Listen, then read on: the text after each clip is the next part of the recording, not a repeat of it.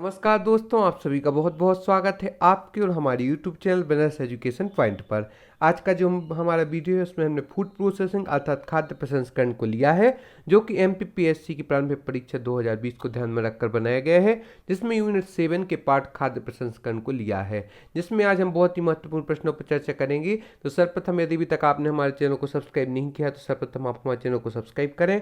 साथ ही साथ description box जाकर इंस्टा मौजूद लिंक से आप हमारे मुख्य परीक्षा लोक प्रशासन, मध्य प्रदेश की प्रमुख रियासत समाजशास्त्र के एवं प्रारंभिक परीक्षा में यूनिट 9 की रोबोटिक्स, साइबर सुरक्षा, artificial intelligence, social networking site, e commerce एवं यूनिट 7 में कृषि उत्पाद तकनीक, खाद्य प्रसंस्करण, मानव शरीर संरचना, विज्ञान एवं पर्यावरण की PDF प्राप्त कर सकते हैं। साथ ही साथ यूनिट 10 की PDF आप प्राप्त कर सकते हैं। मध्य प्रदेश करंट अफेयर्स की PDF भी आप परचेस कर सकते हैं। 50 FLT टेस्ट सीरीज भी आप ले सकते हैं। तो जल्दी जल्दी आप हमारे नोट्स परचेस करें ताकि आप समय रहते अपनी तैयारी पूरी कर सकें। हमारे जो नोट्स हैं वह 2D पॉइंट्स बनाए गए हैं, टॉपर्स के द्वारा बनाए गए हैं। तो चलिए चलते हैं आज की वीडियो पर। Unit 7 current affairs, Madhya Pradesh में अंतर्राष्ट्रीय घटनाएं, आयोग यूनिट 9, यूनिट 7 में अन्य महत्वपूर्ण नोट्स के लिए भी संपर्क कर सकती हैं। तो चलिए चलते हैं आज की महत्वपूर्ण प्रश्नों को देखते हैं। आज हम जिन पर आज हमें चर्चा करनी है उन पर हम चर्चा करेंगे। फसल काटने से लेकर अनाज को संरक्षित करना क्या कहलाता है?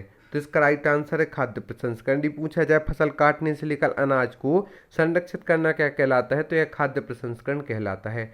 कार्मिक लोक शिकायत एवं पेंशन मंत्रालय ने जनसेवा देने में उत्कृष्टता प्राप्त करने के उपाय के रूप में सर्वोत्तम प्रमाणन प्राप्त करने के लिए खाद्य प्रसंस्करण उद्योग मंत्रालय को किस वर्ष एक संगठन के रूप में चिन्हित किया था? तो इसका राइट आंसर है 2006 में। यह भी इंपोर्टेंट प्रश्न पूछा जा सकता है कि कार्मिक लोक शिकायत एवं पेंशन मंत्रालय ने जनसेवा देने में उत्कृष्टता प्राप्त करने के उपाय के रूप में सर्वोत्तम प्रमाणन प्राप्त करने के लिए खाद्य प्रसंस्करण उद्योग मंत्रालय को किस वर्ष संगठन के रूप में चिन्हित किया था? तो इसका राइट आंसर 2006 में चिन्हित किया गया था। कोडेकस संस्था का संबंध किससे है? तो इसका राइट आंसर है खाद्य पदार्थ से है। एगमार्क का संबंध किससे है? तो यह एक खाद्य पदार्थ हेतु मानक संस्था है। एगमार्क जो है यह खाद्य पदार्थों हेतु एक मानक संस्था है। अंगूर की शराब के संरक्षण का अनुप्रयोग कर खाद्य प्रसंस्करण का सर्वप्रथम व्यावसायिक उपयोग लुई पाश्चर के द्वारा किया गया था। पाश्चुरीकरण किसने विकसित किया था? तो इस विधि को लुई पाश्चर ने विकसित किया था। शुष्क हिमीकरण प्रक्रिया में खाद्य पदार्थों को किसके माध्यम से तीव्र वेग से बर्फील किया जाता है? तो इसका राइट आंसर तरल नाइट्रोजन की। शुष्क हिमीकरण प्रक्रिया में खाद्य पदार्थों को तरल नाइट्रोजन के वेग से, तीव्र वेग से बर्फील किया जाता है। अचार में तेल की मात्रा को अधिक इसलिए रखा जाता है ताकि वायु निष्कासन पर रोक हेतु अचार में तेल की मात्रा को अधिक रखा जाता है ताकि अधिक समय तक संरक्षित एवं सुरक्षित रहे। Avanti mega food park Dewas में स्थित है। खाद्य प्रसंस्करण उद्योग को वित्त पोषित करने के लिए कौन सा मंत्रालय वित्त कंपनी स्थापित करेगा? तो इसका राइट आंसर है खाद्य प्रसंस्करण मंत्रालय। खाद्य प्रसंस्करण उद्योग को वित्त पोषित करने के लिए खाद्य प्रसंस्करण मंत्रालय कंपनी स्थापित करेगा। इसके बाद का जो प्रश्न है वह है फलों एवं सब्जियों के स्थायी संरक्षण नमक की कितनी मात्रा से संभव है? तो इसका राइट आंसर है 15% या इससे अधिक नमक से फलों एवं सब्जियों के स्थायी संरक्षण संभव है। फलों में रंग परिवर्तन किस कारण होता है? तो इसका राइट आंसर है एंजाइम से फलों में रंग परिवर्तन होता है। इसके बाद का जो प्रश्न है हमारा वह है खाद्य प्रसंस्करण उद्योग में स्वतः अनुमोदन के अंतर्गत कितने प्रतिशत FDI की अनुमति है? तो इसका राइट आंसर है 100%, अर्थात 100%। खाद्य प्रसंस्करण उद्योग में स्वतः अनुमोदन के अंतर्गत 100% FDI की अनुमति है। खाद्य प्रसंस्करण क्षेत्र की गति को देने के लिए बहनीय दरों पर ऋण उपलब्ध कराने हेतु किस संस्था के अंतर्गत एक विशेष निधि स्थापित की गई है? तो इसका राइट आंसर है NABARD। Green tech mega food park कहाँ स्थित है? तो इसका राइट आंसर है अजमेर में। यदि यह प्रश्न पूछा जाए तो इसका राइट आंसर होगा Ajmer. Green tech mega food park Ajmer में स्थित है। एवं मेगा फूड पार्क योजना का प्रारंभ कब से हुआ है? तो इसका राइट आंसर है 2008 से। यदि पूछा जाए खाद्य प्रसंस्करण मंत्रालय को अनुमति कब मिली संगठन के रूप में? तो 2006 में मिली है। और मेगा फूड पार्क योजना का प्रारंभ 2008 में हुआ है। Green tech mega food park Ajmer में स्थित है। यहाँ पर हम आपको जानकारी दे दें कि आप हम फेसबुक पर, यूट्यूब पर, इंस्टाग्राम पर, टेलीग्राम पर भी ज्वाइन कर सकती हैं एवं महत्वपूर्ण क्विज आदि ज्वाइन कर सकती हैं। साथ ही साथ आप हमारी मुख्य परीक्षा, प्रारंभिक परीक्षा के नोट्स भी परचेस कर सकती हैं ताकि आप अपने घर रहते अपनी तैयारी को सुनिश्चित कर सकें और साथ ही साथ मनचाही सफलता को प्राप्त कर सकें। तो जल्दी जल्दी आप हमारी प्रारंभिक मुख्य परीक्षा को प्राप्त कर सकती हैं। कल ही हमारे साइबर सुरक्षा के नोट्स आए हैं, उसके पहले भी यूनिट 9 की आर्टिफिशियल इंटेलिजेंस आदि के नोट्स आ चुके हैं जिनमें आपको किफायती दामों में अधिक मात्रा में जानकारियां प्राप्त हो जाएंगी।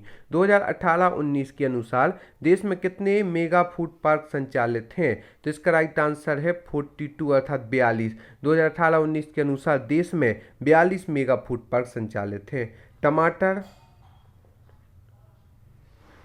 किस पंचवर्षीय योजना के तहत खाद्य प्रसंस्करण उद्योगों की प्रौद्योगिकी उन्नयन पर जोर दिया जाता है? तो 9वीं पंचवर्षीय योजना के तहत खाद्य प्रसंस्करण उद्योगों के प्रौद्योगिकी उन्नयन पर जोर दिया जाता है। राष्ट्रीय खाद्य प्रौद्योगिकी उद्यमशीलता एवं प्रबंधन संस्थान कहाँ है? तो इसका राइट आंसर है कुंडली, हरियाणा में राष्ट्रीय खाद्य प्रौद्योगिकी उद्यमशीलता एवं प्रबंधन संस्थान स्थित है। टमाटर का जीवन काल कितना होता है? तो इसका राइट आंसर है 5 से 7 दिन टमाटर का जीवन काल होता है। दूध में पाश्चुरीकरण के लिए तापक्रम कितना होना चाहिए? तो 63 डिग्री सेल्सियस होना चाहिए। दूध में पाश्चुरीकरण के लिए तापक्रम 63 डिग्री सेल्सियस तक होना चाहिए।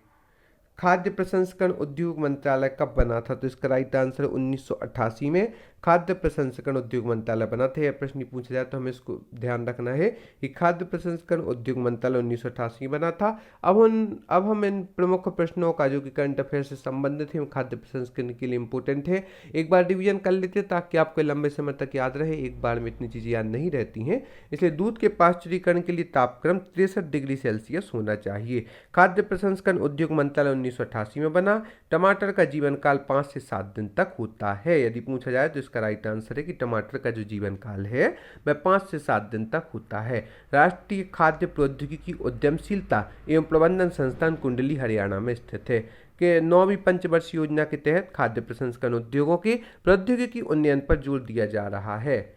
साथ ही साथ 2018-19 के अनुसार देश में कुल 42 मेगा फूड पार्क संचालित हैं। Green tech mega food park Ajmer में स्थित है। मेगा फूड पार्क योजना का प्रारंभ 2008 में किया गया है। इसी के साथ साथ खाद्य प्रसंस्करण उद्योग में स्वतः अनुमोदन के अंतर्गत 100% FDI की अनुमति है। एवं साथ ही साथ जो प्रमुख प्रश्न वह है फलों एवं सब्जियों के स्थायी संरक्षण नमक की 15% या इससे अधिक नमक से संभव है। कौन सा फल शुगर रोगियों के लिए अमृत माना जाता है? तो जामुन का फल शुगर के रोगियों के लिए अमृत माना जाता है। खाद्य प्रसंस्करण उद्योग को वित्त पोषित करने के लिए खाद्य प्रसंस्करण मंत्रालय वित्त कंपनी स्थापित करेगा। Avanti mega food park Dewas में स्थित है। अचार में तेल की मात्रा को अधिक इसलिए रखा जाता है ताकि वायु निष्कासन पर रोक हेतु रखा जाता है और हमारा अचार लंबे समय तक सुरक्षित एवं संरक्षित रहे। शुष्क हिमीकरण प्रक्रिया में खाद्य पदार्थों को तरल नाइट्रोजन के माध्यम से तीव्र वेग से बर्फील किया जाता है। पाश्चुरीकरण लुई पाश्चर के द्वारा विकसित किया गया था। अंगूर की शराब के संरक्षण का अनुप्रयोग कर खाद्य प्रसंस्करण का सर्वप्रथम व्यावसायिक उपयोग लुई पाश्चर के द्वारा किया गया था। एगमार्क का संबंध यह खाद्य पदार्थ हेतु मानक संस्था है। कोडेका संस्था का संबंध खाद्य पदार्थ से है। फसल काटने से लेकर अनाज को संरक्षित करना खाद्य प्रसंस्करण कहलाता है। कार्मिक लोक शिकायत एवं पेंशन मंत्रालय ने जन सेवा देने में उत्कृष्टता प्राप्त करने के उपाय के रूप में सर्वोत्तम प्रमाणन प्राप्त करने के लिए खाद्य प्रसंस्करण उद्योग मंत्रालय को 2006 वर्ष में संगठन के रूप में चिन्हित किया है। इसी के साथ साथ अन्य भी कई महत्वपूर्ण प्रश्न हैं जो कि आपको इस PDF में प्राप्त होंगे।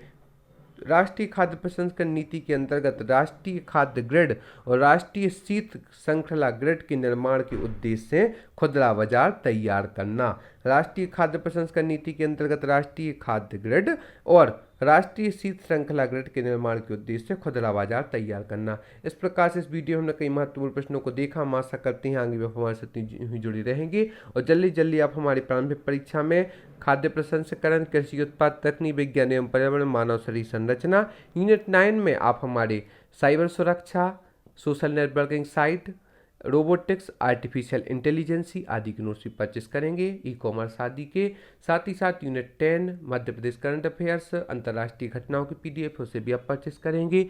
एवं मुख्य परीक्षा में लोक प्रशासन, मध्य प्रदेश की प्रमुख रियासत समाजशास्त्र की नोट्स परचेस करेंगे। जल्दी जल्दी आप हमें परचेस करें, हमारे चैनल को नोट्स परचेस करें और हमारे चैनल को सब्सक्राइब करें, अपने दोस्तों के साथ शेयर भी करें, लाइक भी करें। आप सभी को बहुत बहुत धन्यवाद।